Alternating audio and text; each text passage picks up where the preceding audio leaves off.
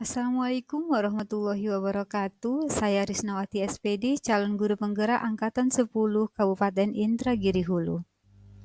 Pada video ini, saya akan menjelaskan tentang koneksi antar materi, kesimpulan, dan refleksi modul 1.1. Refleksi ini saya mulai dengan 3 pertanyaan. Yang pertama, apa yang saya percaya tentang murid dan pembelajaran di kelas sebelum saya mempelajari modul 1.1? Yang kedua, apa yang berubah dari pemikiran atau perilaku saya setelah mempelajari modul ini?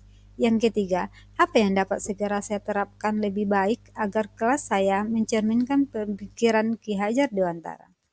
Sebelum saya mempelajari modul 1.1, saya beranggapan bahwa siswa adalah seseorang yang dapat mengikuti apa yang diperintahkan oleh guru. Setelah mempelajari modul 1.1, yang berubah dari pemikiran atau perilaku saya adalah setiap anak memiliki kodrat alam sehingga setiap anak itu memiliki karakteristik yang berbeda-beda. Siswa memiliki bakat sendiri-sendiri. Sebagai subjek dalam pembelajaran di kelas, tugas seorang pendidik adalah menuntun agar dia dapat mengembangkan kodrat alam tersebut sesuai dengan kodrat zaman. Sebelum saya mempelajari modul 1.1, saya beranggapan bahwa semua siswa dapat mengikuti cara belajar yang dilakukan oleh guru asal siswa memperhatikan penjelasan guru dan rajin berlatih. Setelah saya mempelajari modul 1.1, yang berubah dari pemikiran atau perilaku saya adalah siswa sebagai subjek pembelajaran. Merekalah pemegang kendali pembelajaran. Pendidik harus memfasilitasi belajar siswa atau sebagai fasilitator siswa agar mereka dapat menjadi manusia seutuhnya. Sebelum saya mempelajari modul 1.1, saya beranggapan bahwa tugas guru di kelas adalah mentransfer ilmu yang dimiliki kepada murid. Setelah saya mempelajari modul 1.1, yang berubah dari perilaku atau pemikiran saya adalah tugas guru yang sebenarnya adalah membuat siswa memahami pentingnya pemahaman pembelajaran yang dipelajari dan menumbuhkan budi pekerti, membantu mereka mengidentifikasi manfaatnya bagi diri sendiri dan orang lain. Hal ini mengisyaratkan adanya proses pemaknaan materi, bukan hanya sekedar menguasai materi saja. Sebelum saya mempelajari modul 1.1, saya beranggapan bahwa dalam penilaian lebih berfokus pada penilaian pengetahuan.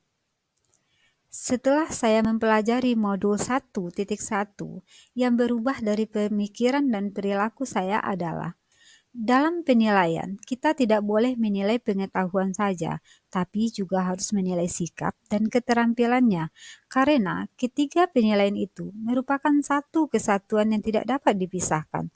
Selain itu, pendidik juga harus bisa menumbuhkan budi pekerti siswa dan jadi tauladan bagi siswa. Kegiatan pembelajaran saya sebelum mempelajari modul 1.1. Saya hanya mentransfer ilmu dan mengutamakan ketenangan di dalam kelas. Menurut saya, ketenangan di dalam kelas itu merupakan fokus utama dari pembelajaran.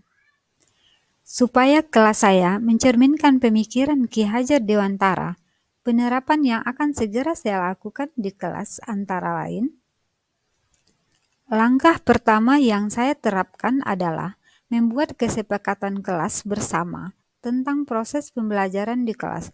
Saya akan menampung masukan dan membuat kesepakatan bersama mereka.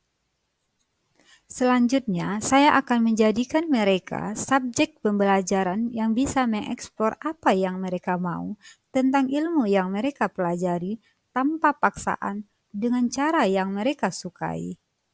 Saya juga harus melakukan pengembangan diri agar menguasai strategi-strategi pembelajaran dan teknologi dalam pembelajaran. Saya akan mengikuti seminar, webinar, pelatihan, dan lain-lain dalam bidang pendidikan. Saya juga akan merancang pembelajaran yang interaktif dan menyenangkan, menerapkan Merdeka Belajar dengan mengaitkan dengan profil pelajar Pancasila. Saya tidak akan lagi menuntut siswa, akan tetapi menuntun mereka menuju tujuan hidup mereka. Sebagai seorang guru, saya harus bisa menjadi teladan bagi siswa karena guru sosok yang digugu dan ditiru. Selain itu, saya juga harus bisa menerapkan semboyan Ki Hajar Dewantara, yaitu Ing Ngarso Sung Tulodo, Ing Madya Mangunkarso, dan Tut Wuri Handayani. Sekarang saya akan menyampaikan kesimpulan saya tentang koneksi antar materi. Dasar-dasar pemikiran dari Ki Hajar Dewantara harus segera kita terapkan dalam proses pembelajaran di kelas ataupun di sekolah. Pendidikan harus menuntun siswa sesuai dengan minat dan bakatnya. Pendidikan bukan hanya ilmu akademis saja, namun perlu penanaman budi pekerti yang luhur. Pendidikan sejatinya berhamba pada anak. Sekian penjelasan saya. Terima kasih. Salam guru penggerak. Wassalamualaikum warahmatullahi wabarakatuh.